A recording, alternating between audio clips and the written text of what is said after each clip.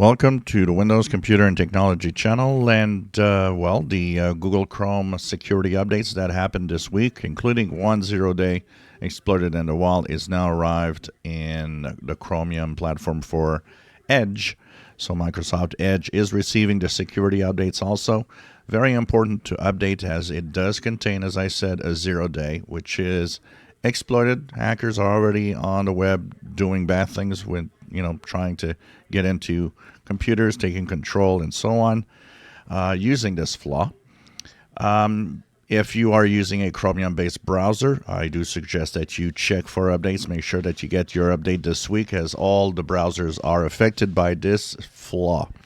So if you go to the Microsoft Edge browser, upper right corner and the three horizontal dots, there you will have help and feedback and about Microsoft Edge.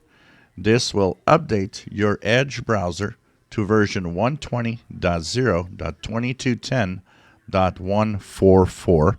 And of course, this they do say it contains some bug fixes and stuff like that, but usually I think this is probably just the 0-day. Actually, in the blog post for the Microsoft Edge, it does mention that a Chromium 0-day exploited in the wild is fixed within this security update.